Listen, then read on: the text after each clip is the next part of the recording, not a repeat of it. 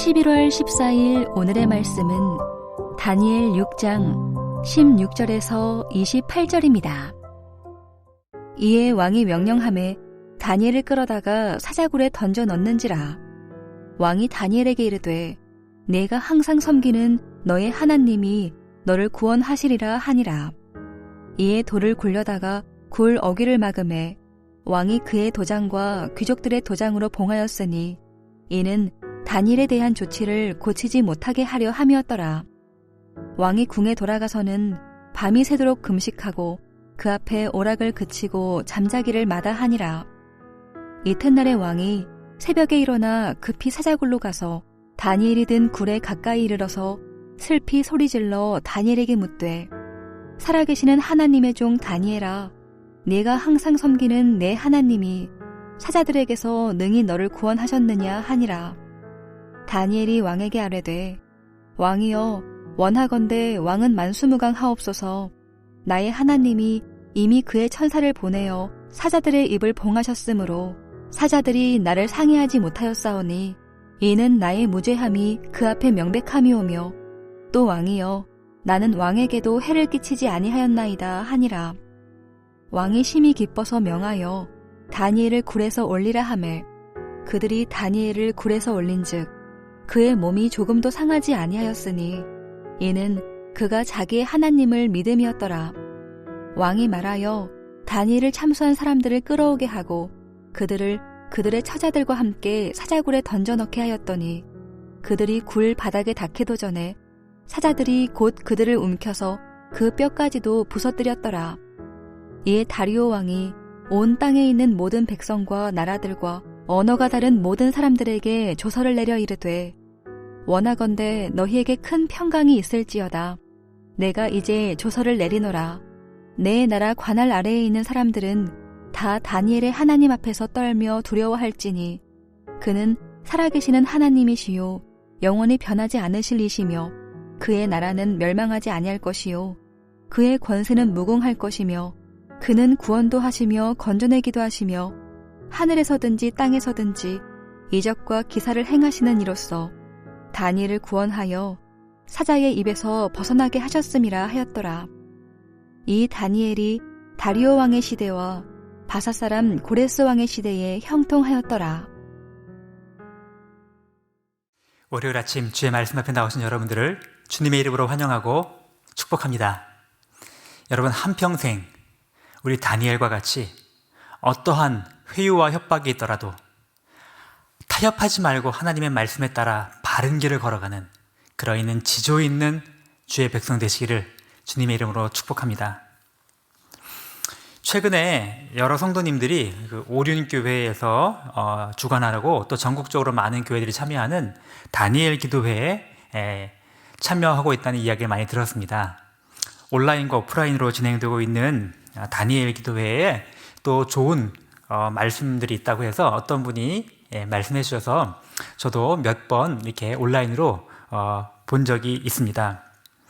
최근 한 집사님께서 이야기한 이야기를 듣고 지난 며칠 전인가요, 우리 미국의 뉴저지 필그림 교회의 양충길 목사님이라는 분이 설교하신 내용을 다니엘 기도회 영상을 통해 접하게 되었습니다. 그분이 간증과 함께 전하신 말씀의 내용은 이것입니다. 본인이 속한 교회, 그 교회의 그 교단 있죠. 그 교단이 동성 결혼을 인정하고 또 동성애 목회자들도 용납하는 그런 교단의 법과 규정을 바꾸고 소속된 교회들이 그걸 따르라고 하는 그 결정에 반발하여서 이 교회가 그 교단을 탈퇴하고 그 탈퇴하는 과정 속에 벌어진 많은 일들을 간증하는 내용들이 들어있었습니다. 여러분, 대부분의 미국 교회와 교단들은요, 한국과 달리 개 교회가 가지고 있는 교회 건물과 모든 부동산이 교단의 혹은 노회의 소유물로 법적으로 소속이 되어 있습니다. 그러니까 교단을 탈퇴하게 될 때 무슨 일이 벌어지죠? 그 교회 건물과 모든 부동산을 다 빼앗길 수밖에 없는 처지에 놓이게 된 것입니다. 목사님과 교회는 갈등을 했다고 합니다. 동성애를 지지하는 동성애를 결혼을 합법화하는 것에 내가 지지를 하는 교단에 더 이상 있을 수 없다는 원칙은 있지만, 그렇게 할 경우에 당시에 200억 상당의 교회 건물을 포기하고 또 2,000명 되는 성도가 나가서 새로운 공간을 얻으려면 또 새로운 비용이 들기 때문에 그 이상 많은 비용이 소요되는 이 문제에 있어서 어떻게 할 것인가, 이 비용 부담을 생각하고 그 손해를 생각하자면 탈퇴할 수 없고, 또 본인 교회가 하나님 성경에 비춰 바른 길을 선택하자면 해야만 하고, 이 갈등 상황에 어떻게 할까 고민했던 이야기를 듣게 되었습니다. 여러분 같으면 어떻게 하시겠습니까? 첫 번째는 그냥 순응하는 길이 있겠죠. 뭐 어쩔 수 없지 뭐. 교단이 동성 결혼과 뭐 동성애자, 목사, 안수 다 허용하면 뭐 우리도 따라가는 수밖에 없지 뭐. 아니면 두 번째, 타협하는 길이 있을 수 있겠습니다. 우리는 동성애를 다 인정할 수 없고 교단법을 따를 수는 없지만, 하지만 현실적으로 그렇게 되면 이 교회 건물 200억이 되는 이 교회 건물, 성도들이 피땀 어린 헌금과 기도로 세워진 이걸 다 그냥 버리고 그냥 바닥에 나오게 되니 어쩔 수 없지 않은가, 현실적으로 타협할 수밖에 없지 하고, 명시적으로는 그냥 그 교단의 법을 따르면서 우리는 그냥 우리 나름대로 신앙을 지켜나가자 할 수도 있을 것입니다. 아니면 이 목사님이 하신 것처럼 용기 있게 저항하는 길을 선택할 수도 있을 것입니다. 오늘 본문에 어쩌면 이와 비슷하지만 사실 이보다도 더 심각한 문제에 처한 사람이 등장하는데, 바로 그 사람이 다니엘이었던 것입니다. 믿음으로 사는 것을 포기하거나 타협하지 않으면 큰 손해나 어려움을 만나는 것 정도가 아니고 자신의 목숨까지도 잃을 수밖에 없는 그런 절체절명의 상황에 놓이게 된 다니엘. 다니엘은 이 위기 상황에서 순응의 길과 타협의 길을 선택했을까요? 아니면 목숨을 걸고 저항하는 그 길을 선택했을까요? 여러분, 바벨론의 벨사살 왕이 죽고 이제 메대 왕 다리오가 통치하는 시대가 되었습니다. 다리오가 이제 온 제국을 통치하게 되자 그는 고관들 120명을 세워서 제국의 각 지방을 나누어서 다스리도록 하였습니다. 그리고 그 지방 자치는 아니죠. 지방 관인들을 통솔하는 3명의 총리를 세웠는데 그 중에 한 명으로 다니엘을 세운 것입니다. 여러분, 제국의 3명의 통치자 중에 하나로 세워졌으니 얼마나 높고 위대한 자리입니까? 상상할 수 없는 일이죠. 저 피식민지의 저 유대 지역에서 온 이름 모를 청년이 이제는 한 나라의 제국의 총리가 되다니요. 기존에 있는 바벨론과 메대와 그 지역의 많은 다른 사람들이 가만히 참고 있을 수가 있었겠습니까? 그래서 이 정적인 다니엘을 제거하기 위한 묘안을 찾기 시작합니다. 다리오 왕을 설득합니다. 왕이시여, 앞으로 30일 동안 다리오 왕 이외에 그 어떠한 사람이나 어떠한 신에게도 기도하거나 절하거나 그에게 간구하지 못하도록 하는 황제의 법을 공포하십시오. 그렇게 하면 우리 다리오 왕 얼마나 높아지시고 왕권이 강해지시겠습니까? 메대의 법 체계상 한번 황제가 선포한 법은 취소시킬 수가 없는 그것을 이용해서 지금 다리오 왕을 설득합니다. 주변에 이렇게 막 자신들을 칭찬하고 하고 아첨하는 무리들의 이야기를 들은 다리오 왕은 그들의 청을 따라서 30일 동안 그 어떤 다른 신에게도 절할 수 없고 기도할 수 없는 법을 공포하기에 이릅니다. 이 법이 시행되자 다니엘은 아마도 굉장한 위협을 느꼈을 것입니다. 황제의 법에 순응하고 제국의 법에 따라가는 길을 갈 것인가? 아니면 타협할까? 딱 30일만 하나님께 기도하지 않고, 아니 속으로만 하고 명시적으로는 왕의 칙령을 따르는 그런 모습을 가질까?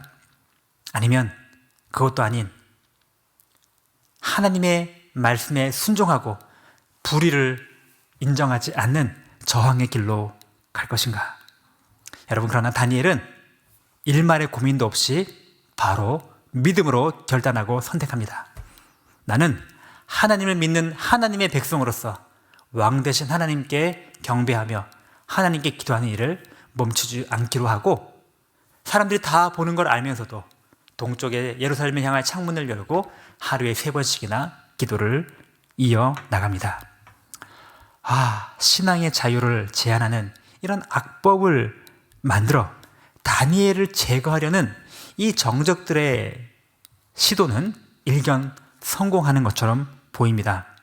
그러자 그들은 기다렸다는 듯이 다니엘을 황제에게 고소하고 결국 그를 사자굴에 집어 던지는 데까지 성공을 합니다.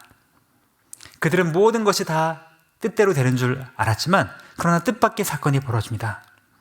다니엘은 사자굴에 들어갔는데도 머리털 하나도 상하지 않고 다시 멀쩡히 걸어 나오게 되었고, 도리어 그것을 본 다리오 왕에 의해서 다니엘을 참소하게 된 그들은 그들과 그들의 모든 가족까지 함께 사자굴에 던져져 사자의 밥이 되어 뼈도 추릴 수 없는 지경에 이르는 놀라운 반전이 일어나게 된 것입니다.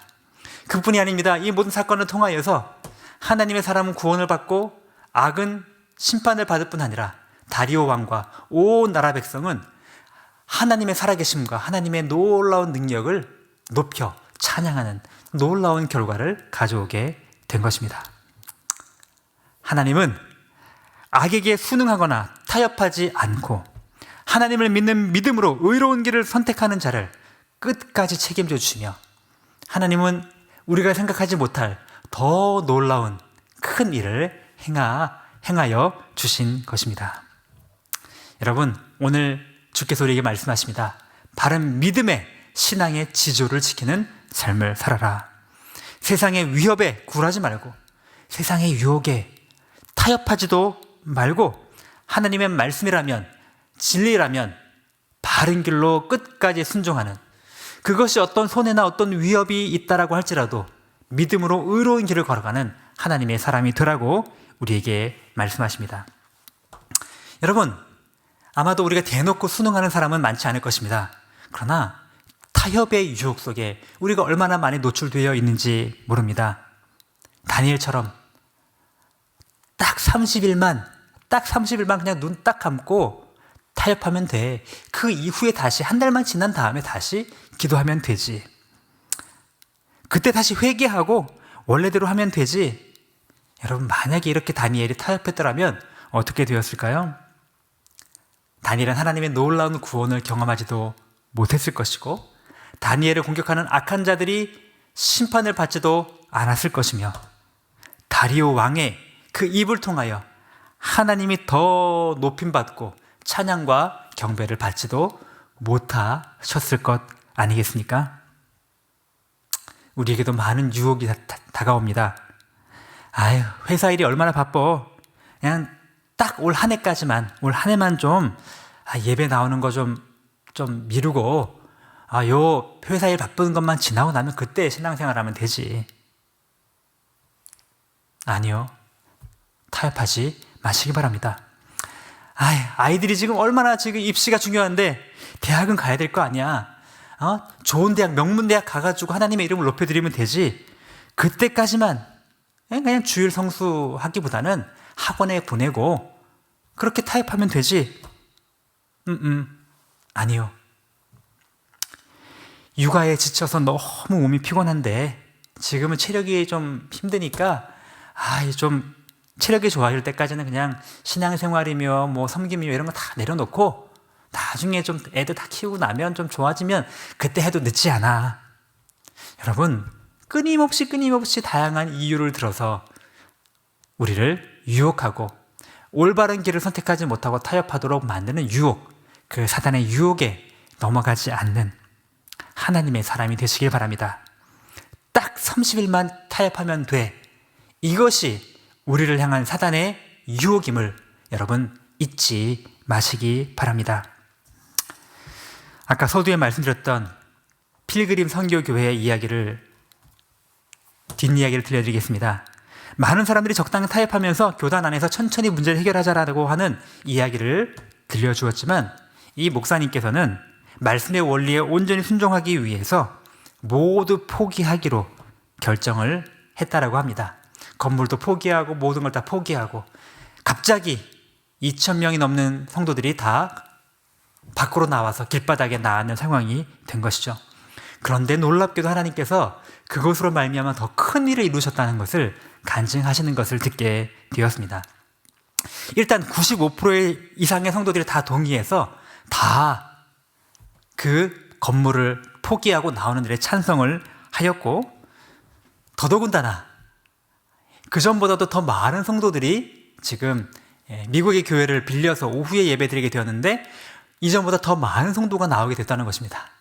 장기 결석하던 분들도 이 소식을 듣고 내가 결석하면 안 되겠다, 힘을 보태야 되겠다 하고 출석을 하게 되었고, 전국적으로 많은 성도들이 지지와 응원의 메시지 그리고 헌금까지도 모여들게 되었다는 것입니다.